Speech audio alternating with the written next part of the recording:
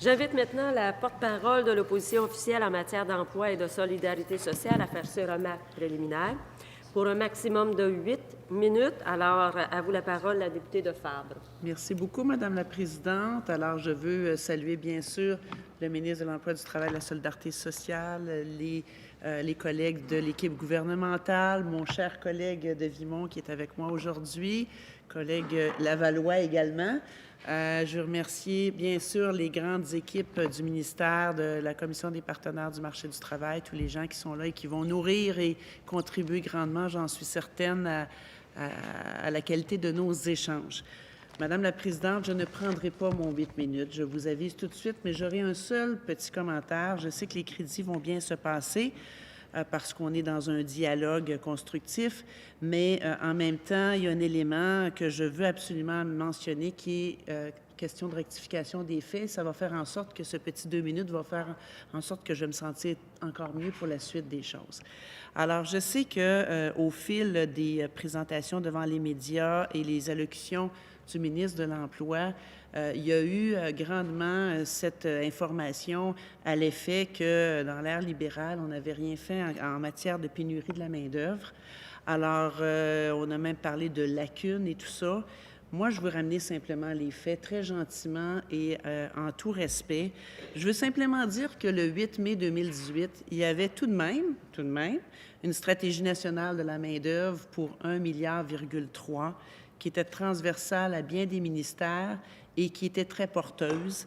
Et ça s'est passé bien avant que soient prononcés les mots pénurie de main-d'œuvre, qui s'est fait lors du discours inaugural du premier ministre. Je l'ai fait avec le bon ton et je l'ai fait avec beaucoup d'ouverture, mais ça m'a fait du bien d'en parler dans mon introduction, Madame la Présidente. Je vous remercie. Merci. Nous cédons maintenant la parole. Il n'y a pas de remarques préliminaires pour le deuxième groupe de l'opposition ni du troisième groupe d'opposition. Alors, nous allons procéder immédiatement à une première intervention de l'opposition officielle pour un premier bloc d'échange de 20 minutes. On a réajusté le temps. Alors, vous avez déjà 20 minutes. Alors, Madame la députée de Fabre, la parole est à vous encore. Merci beaucoup, Madame la Présidente. Alors, écoutez, vous ne serez pas surpris d'apprendre que je veux bien sûr commencer avec la situation de la pénurie. Je pense que j'ai mis un peu la table. Évidemment, la pénurie de main-d'œuvre, c'est une situation criante, critique. Et avant de faire un peu le bilan de ce qui a été fait auparavant dans l'ancien gouvernement et de comparer ce qui se fait, je vais parler des initiatives du ministre et je vais lui adresser plusieurs questions, entre autres par rapport à la Grande Corvée. Alors, il a débuté cette Grande Corvée, cette tournée de plusieurs régions du Québec en début d'année. Je pense, si ma lecture est bonne, je pense qu'il a déjà visité 8 ou 9 régions. C'est le cas. Le ministre me dit que c'est le cas, alors j'ai bien fait mes devoirs. Donc, je suis tout ça de près. Et évidemment, la Grande Corvée, c'est l'occasion d'adresser le dialogue avec les acteurs du marché du travail, les gens d'entreprise, les gens de la commission des partenaires, les membres des conseils régionaux des partenaires du marché du travail, à chaque fois pour essayer de, bien sûr, adresser différentes solutions, mais surtout d'abord de les écouter. Alors, il y a eu plusieurs couvertures de presse autour de la Grande Corvée et on parlait le ministre parlait souvent d'une nouvelle culture d'organisation, parlait souvent d'un nouveau paradigme, autant dans le rôle des conseillers aux entreprises Emploi Québec que dans le service offert et l'accompagnement des entreprises. Mais avant d'y aller plus dans le cœur de ce sujet-là, moi, j'ai eu une grande préoccupation lorsque j'ai entendu les commentaires du premier ministre lors de ses propres crédits et les premiers mots qu'il a eus pour parler de solutions à la pénurie de main-d'œuvre, ce furent les mots « robotisation et transformation du marché du travail ». Et nous en sommes jusqu'à un certain point, mais quand on sait que le portrait des emplois disponibles au Québec, c'est 87 % ce sont pour les entreprises qui ont moins de 20 employés, je ne suis pas sûre que la robotisation est la panacée, première chose. Et deuxièmement, transformation du marché du travail. Encore là, je veux bien, mais encore faut-il se dire que tout cela prend du temps. Donc, moi, je veux un peu entendre le ministre sur la question suivante, parce qu'en même temps, robotisation et transformation du marché du travail, on n'envisage certainement pas la robotisation pour le réseau de la santé et on n'envisage certainement pas la robotisation pour le secteur de l'éducation. Alors, ma première question très globale, est-ce que le ministre de l'Emploi, qui est leader du dossier pour les solutions à la pénurie, est-ce qu'il s'assoit avec ses collègues de l'éducation et de la santé pour avoir une vision transversale de solutions pour la pénurie? Monsieur le ministre. Merci de votre préoccupation. Encore une fois, ma collègue de Sauvé exprime très bien ce qui l'intéresse dans le dossier de la rareté de main-d'œuvre. Effectivement, c'est un changement de culture ou de paradigme. On était habitué à Service Québec à recevoir des personnes qui cherchaient des emplois, alors que maintenant, on demande à nos 220 conseillers, conseillères en entreprise qui sont répartis dans les 17 régions administratives du Québec d'aller au-devant des entreprises. Donc, d'essayer de travailler le plus possible en amont. Puis je vous assure que les conseillers, conseillères que j'ai rencontrés à ce jour sont extrêmement heureux que leur travail soit ainsi valorisé. Ils ont les outils. Ils sont maintenant en mesure de frapper à la porte des entreprises, les rencontrer, établir un diagnostic et proposer un plan d'action. Et à ce jour, on a communiqué avec au-delà de 6 000 entreprises et près de 40 % de ces entreprises-là nous disent « on a besoin de vous ». La robotisation qui est un des moyens d'augmenter la productivité, c'est évidemment une des façons de s'intéresser à la rareté de main-d'œuvre parce qu'on améliore la qualité de vie des salariés au travail, on améliore la productivité et souvent, ça permet de générer des nouveaux emplois et souvent mieux rémunérés avec de meilleures conditions de travail. Et ça s'applique. J'aime ça aussi que vous parliez des petites et moyennes entreprises de 20 travailleurs. C'est généralement les organisations qui ont le plus besoin d'être accompagnées. Et nos conseillers, conseillères le réalisent quotidiennement. Ces petites entreprises-là n'ont pas de département de ressources humaines, ne sont pas équipées pour faire de la formation, du développement de compétences et du recrutement.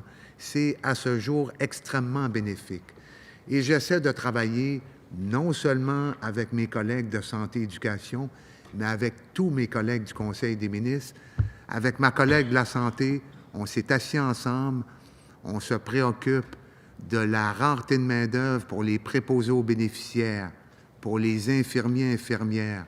À l'éducation, avec mon collègue de l'éducation, on se donne des plans d'action qui sont plus spécifiques. En santé, par exemple, on parle de formation de courte durée, on parle de formation dans les CIS ou dans les CIUS. On a des mesures concrètes, on travaille de façon transversale, on essaie d'éviter le plus possible de travailler en silo parce que le phénomène de rareté de main-d'œuvre, il nous concerne tous. Il affecte tous les secteurs d'activité et toutes les régions du Québec de façon plus ou moins aiguë. Mais ma tournée m'a permis de constater que partout, les partenaires et les acteurs étaient extrêmement préoccupés. Il y a des idées, il y a des initiatives. Moi, j'ai fait des annonces, je l'ai précisé dans mon allocution d'ouverture et je vais continuer de faire des annonces pour faire en sorte que notre plan de match il soit évolutif, pas statique et qu'il soit en mesure de s'adapter en temps réel aux besoins évolutifs du marché.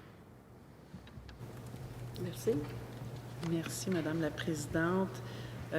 J'avais un peu peur que le mot soit prononcé. Il l'a été. C'est le mot « outil ». Vous savez, quand une entreprise de 20 employés et moins appelle son conseiller aux entreprises, mais là, pour maintenant, avec la grande corvée, c'est l'inverse. Hein? Le conseiller aux entreprises n'attend plus d'avoir l'appel de la petite entreprise, il l'appelle. Moi, je me mets à la place là, du gestionnaire qui n'a pas de service de ressources humaines, qui a plus de stratégie de recrutement qui fonctionne.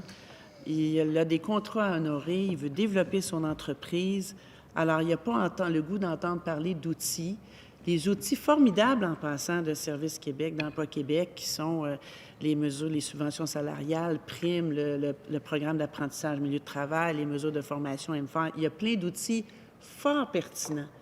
Mais la question que le gestionnaire, l'entrepreneur va poser lorsqu'il se fait appeler par le conseiller aux entreprises dans ce grand changement de paradigme, c'est où je vais trouver mon monde demain matin. Alors, mettons-nous à la place de l'entrepreneur et qu'est-ce que le ministre répondrait s'il était conseiller aux entreprises? Comme je le mentionnais un peu plus tôt, Madame la Présidente, en les aidant à recruter, on a tellement de beaux exemples concrets d'entreprises qui ont des besoins dans les technologies de l'information, dans à peu près tous les secteurs d'activité humaine, et ils ne savent pas comment s'y prendre. Et le conseiller-conseillère s'assoit avec l'entrepreneur, lui explique comment faire, et on a même aidé à structurer des départements de ressources humaines.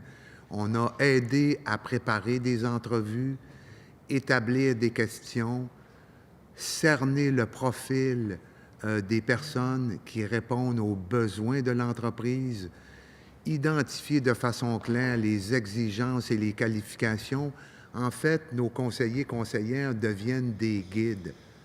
Ils prennent par la main les entrepreneurs, les aident à combler leurs besoins en main-d'œuvre. Puis, de bien des façons, parce que je l'ai mentionné tout à l'heure, mais on assume 85 % des frais de formation, peu importe la grosseur de l'entreprise, qui vise à accroître notamment la productivité ou qui vise à réorganiser le travail de façon à faire suite à l'acquisition d'équipements ou de changements technologiques. On est là pour que ce soit, et je le dis clairement à ma collègue, pour que ce soit des solutions adaptées. Ce n'est pas du mur à mur comme on était habitué de le voir dans le passé, c'est vraiment du cas par cas, adapté à chacune des situations. Et à ce jour, je le mentionnais tout à l'heure, 3087 entreprises, des petites, des moyennes et des plus grandes nous ont dit on a besoin de main-d'œuvre et on a besoin d'être accompagnés. Jamais on n'avait su dans le passé qu'on pouvait se fier sur des conseillers, conseillères aussi bien outillés que vous. Il y a des personnes là-dedans qui sont formées en relations de travail, en travail social, en droit, en économie. Ils sont capables de mettre les mains à la pâte. Madame la Présidente, merci. Alors, je continue dans cet échange d'accompagner, puis je connais très bien la qualité de la compétence des conseillers aux entreprises de Service Québec pour avoir été présidente du Conseil régional des partenaires du marché du travail pendant plus d'une décennie à Laval. Alors, je sais à quel point ils sont effectivement très dévoués, très dédiés et porteurs de solutions, mais ma question était où on trouve les personnes. Alors, j'entends que l'accompagnement, c'est très important, j'en conviens. Très d'accord avec ce que dit le ministre, mais la question demeure très terrain. Qu'est-ce que le conseiller aux entreprises dit à la petite entreprise? Où sont les bassins de main-d'œuvre? Alors, c'est vraiment ça. Je vais poursuivre en faisant un peu le tour Comme je vous dis, j'ai porté une grande attention à sa tournée La Grande Corvée. Et je sais qu'effectivement, il a fait des annonces au fil à presque toutes les régions, si je ne me trompe pas. Mais j'ai fait un peu le bilan des annonces qu'il a fait parce qu'on s'entend que la pénurie de main-d'œuvre, c'est vraiment un enjeu global, criant. C'est l'enjeu prioritaire au niveau de l'économie du Québec présentement. Et au fil des 8 régions qu'il a visité, quand on annualise les différents montants d'annonces, parce que parfois il a annoncé des montants sur 3 ans, sur 5 ans, mais quand on ramène ça à l'exercice financier 2019-2020, sur 8 régions, le total, c'est 22 millions qui étaient octroyés. Et pour ce dont je parlais tantôt, la difficulté de recruter des entreprises, c'est un simple 5 millions. Je trouve que c'est très, très, très peu d'argent. Alors, je sais que le ministre vise un plan d'action que j'attends impatiemment. Je vois au fur et à mesure des annonces, je vois des gestes posés, parfois très locaux aussi, et c'est intéressant. Mais 22 millions après 8 régions, je trouve ça trop peu, vraiment trop peu, et peut-être un peu trop tard. Alors, j'aimerais ça qu'il nous en dise un petit peu plus sur la fameuse planification plus globale qu'il entend faire et annoncer très bientôt. Merci. Merci, Madame la Présidente. Oui, les bassins de main-d'œuvre, ça fait partie de notre premier front d'intervention qui réfère à l'intégration des bassins de main-d'œuvre qui sont sous-représentés dans le marché. Et où on les trouve, ces personnes-là, d'abord chez les travailleurs expérimentés qui bénéficient de beaucoup de sagesse et de maturité, qui ont souvent intérêt à prolonger leur carrière ou à revenir en emploi. Et ça, on en parlera de façon plus détaillée plus tard, mais mon collègue Éric Girard a annoncé des mesures concrètes extrêmement intéressantes.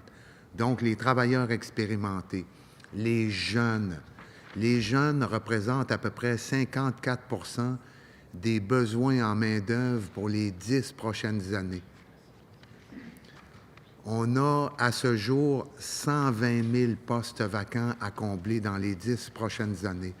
Donc, on a des stratégies de valorisation et de promotion des métiers et des professions qui sont déficitaires dans le marché. On promotionne ces métiers-là pour s'assurer que les jeunes s'orientent dans ces secteurs-là et comblent les besoins réels du marché du travail.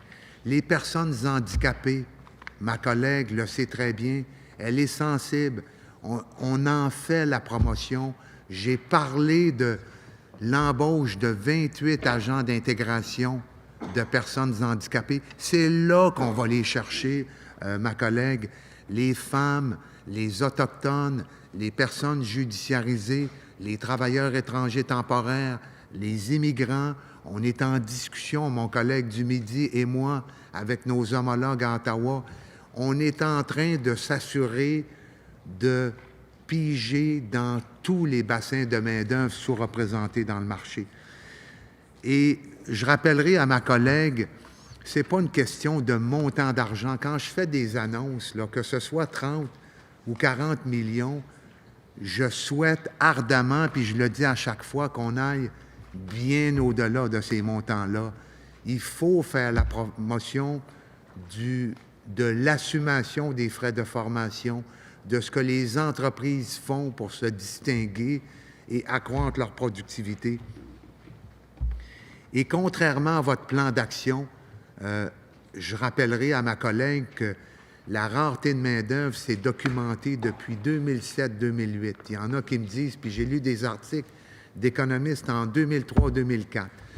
Et nos prédécesseurs ont abouti avec une stratégie nationale qu'ils ont soumise en mai 2018. Nous, on a hérité de cette problématique-là qui va nous suivre encore pendant 5 ans, 8 ans, 10 ans. Qu'a-t-on fait avant? Nous, on agit. Et tous reconnaître, les partenaires et les acteurs rencontrés, qu'on est dans l'action, on a un plan de match, encore une fois, qui ne sera pas statique, mais qui va évoluer en temps réel. Et c'est ça la façon de notre gouvernement ou de votre gouvernement d'agir. On va avoir des solutions adaptées, spécifiques et répondant aux besoins concrets des entreprises. C'est tout. Merci. Merci, Madame la Présidente. Écoutez, on aura l'occasion de revenir dans l'autre bloc, mais il me reste très peu de temps. Il me reste... 2 minutes 30 secondes. Bon. Alors, je vais y aller. Puis, évidemment, le ministre a ramené un peu là, la responsabilité de l'ancien gouvernement qui a presque créé la pénurie de main-d'œuvre, là, mais en même temps, je vous dirais encore là, dans un ton très contrôlé, je vous dirais que ça fait bien longtemps, effectivement, que c'est documenté parce qu'il y a une réalité démographique au Québec. Alors là, je veux bien là, qu'on soit dans l'attaque partisane, mais en même temps, très simplement, là, si on suit le dossier depuis tant d'années, on sait qu'il y a une réalité de la pyramide des âges, là, puis la réalité démographique, elle était là, puis dans un contexte de santé économique accélérée, bien, effectivement, on avait eu à se positionner et il y a eu le rendez-vous de la main-d'œuvre, une consultation très large qui a mené à la stratégie nationale de la main-d'œuvre, mais j'y reviendrai. Le ministre dit souvent qu'il y a une lecture précise par région des perspectives d'emploi, et c'est très bien. Ça aussi, ça existe depuis très longtemps. Mais dans notre fameuse stratégie nationale de la main-d'œuvre de mai 2018, puis j'en reparlerai tantôt, mais je veux dire ceci, il me resterait peu de temps. C'est pas tout de connaître les besoins par rapport aux métiers en demande. Encore faut-il les diffuser aux bonnes personnes. Et les diffuser aux bonnes personnes, ça passe par les conseillers en orientation. Alors, il y avait un article récemment qui parlait, entre autres, de l'Ordre des conseillers et conseillères d'orientation du Québec qui disait, dans les écoles, il manque de conseillers, les jeunes n'y ont pas accès. Alors, c'est un grand problème. Je pense que mon temps est en train de s'écouler. Allez-y, il vous reste 50 secondes. Ah, bien, c'est merveilleux. Je vais le prendre. Donc, c'est un problème. Alors, on a beau dire qu'on a la lecture des métiers en demande, encore faut-il avoir le lien avec le collègue de l'éducation, il faut avoir le lien sur le terrain entre les conseils régionaux et les tables interordres, et il faut aussi, surtout, parler sur le terrain aux conseillers d'orientation.